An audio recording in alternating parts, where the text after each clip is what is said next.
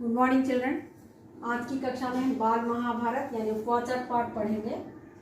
उपवाचक पाठ है ये। इसके रचयिता कौन है? रचयिता कौन है? व्यास जी है, महर्षि व्यास जी।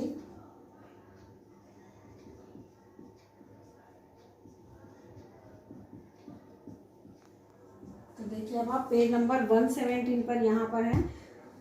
तो दैवयोग तथा शकुनी के छल कपट से कौरव और पांडवों में के बैर की आग प्रज्वलित हो यानी आग लग गई, चिंगारी लगा दिया हो। कौन? छल कपट वाला इंसान था, धोखा देने वाला। कौन है? कौरवों का मामा था ये शकुनी। कौरवों के मामा का नाम क्या है? शकुनी है। तो और ये कौरव पांडवों के अगेंस्ट यानी पांडवों के विरुद्ध बहुत ही आग लगाता था। दुर्योधन बड़ी खोटी बुद्धि का मनुष्य था। उसने शकुनी के कहने पर पांडवों को बचपन में कई बार मारने का प्रयत्न किया, यानी बहुत कई बार उन्हें मारने की कोशिश की गई। युवावस्था में आकर जब गुणों में उसके अधिक श्रेष्ठ युधिष्ठिर को युवराज बना दिया गया। तो जब राजकुमार बड़े हो गए तो उन्हें युवावस्था में आकर जब गुणों में उससे अधिक श्रेष्ठ यानी उससे ज्यादा श्रेष्ठ युधिष्ठिर को युवराज बना दिया गया।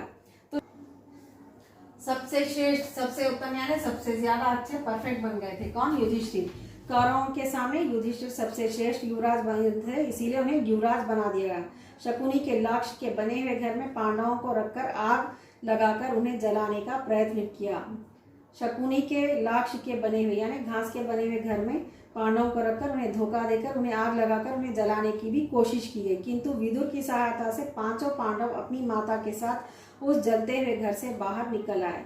विदुर की सहायता से अपनी माँ के साथ, अपनी माता के साथ वो जलते हुए घर से बाहर निकल आए। वहां से एक चक्रा नगरी में जाकर वे मुनि के वेश में यानी अपना भेष बदलकर मुनि के वेश में यानी साधु के वेश में ब्राह्मण के घर में निवास करने लगे। ब्राह्मण के घर में निवास करने लगे ना, रहने लगे, निवास करने लगे या निवास करने लगे यानी रहने लगे।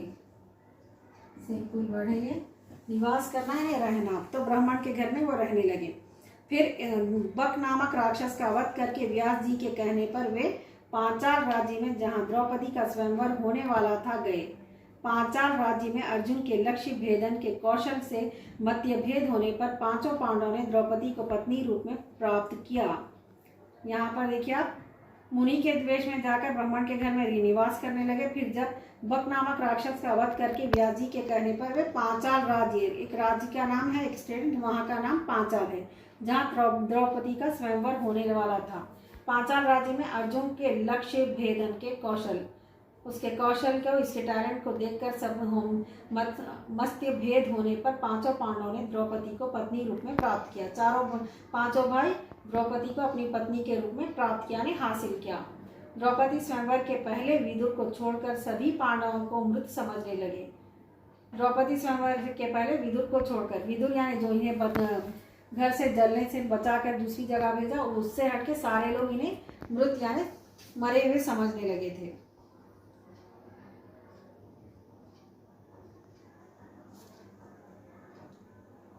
द्रौपदी के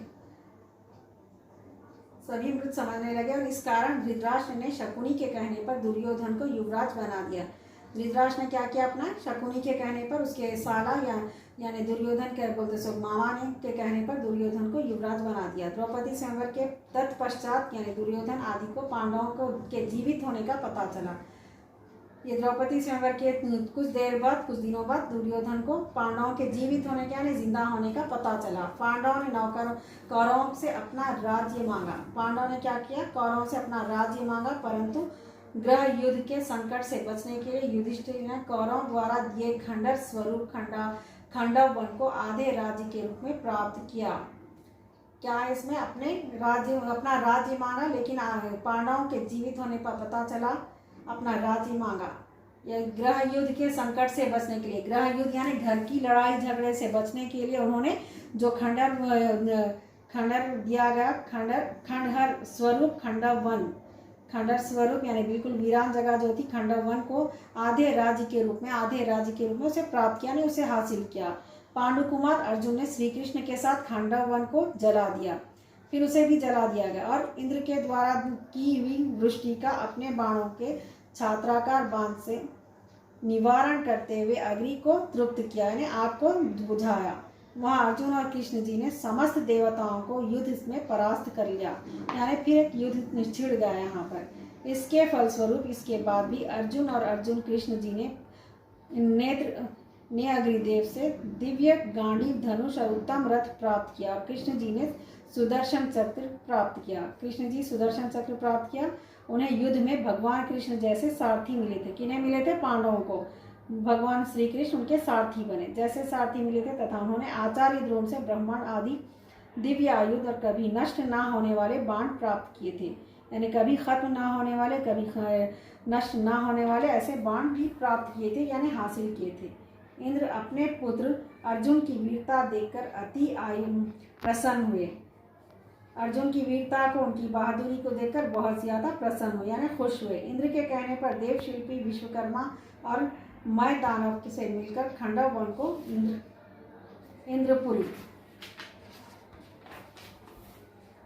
जितने भव्य नगर से में निर्मित कर दिया, जिसे इंद्रप्रस्थ नाम दिया गया। निर्मित कर दिया ने एक नगर बनाया गया, इनके नाम से निर्मित किया गया और इन्हें इंद्रप्रस्थ नाम दिया।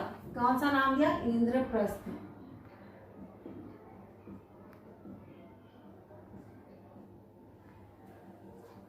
युधिष्ठिर राज्य करने लगे। उन्होंने प्रचुर स्वर्ण राशि से परिपूर्ण राजसूय यज्ञ का अनुष्ठान किया। उन्होंने प्रचुर स्वर्ण राशि से, स्वर्ण यानी सोना, स्वर्ण का अर्थ क्या है? सोना। सोना, इसे हम कनक भी कहते हैं। तो इस राशि से या इस पैसे से, इस सोने से राजसूय यज्ञ का अनुष्ठान किया, पूजा, बड़ी पूजा की गई। उनका यह वैभव दुर्योधन के लिए असह्य हो उठा। ये इनका वैभव, इनकी दौलत, इनका जो था अंदाज, ये सब उसे असहनीय हो गया, यानी वो सहन नहीं कर सका। उसने अपने भाई दुशासन और वैभव प्राप्त सुहृद कर्ण के कहने से शकुनी के साथ लेखभूत सभा में जुए में प्रवृत्त होकर युधिष्ठिर को अनेक भाइयों द्रौपदी। तो अब यहाँ पर हम रोक देंगे ये कक्षा में। इसका अगली कक्षा में हम इसका विवरण करेंगे। तो यहाँ पे क्या है? असह्य हो उठा दुर्योधन। ये यज्ञ को, राजसूय यज्ञ का अनुष्ठान करने पर अपने युधिष्ठिर को ये सही नहीं दिखा, ये असहन हो गया, यानी सहन नहीं कर सका और जल उठा। अब इसके आगे हम अगली कक्षा में पढ़ेंगे। और आज भी ये हार्ड वर्ड जो है इसे अच्छे से 1 टाइम लिखिए और होमवर्क में आप इसका रीडिंग कीजिए। बहुत ही ज़्यादा हार्ड वर्ड्स है, ये टफ है, इसका रीडिंग करना आपको मस्ट है। रीडिंग कीजिए। आज की कक्षा यहीं समाप्त होती है। धन्यवाद।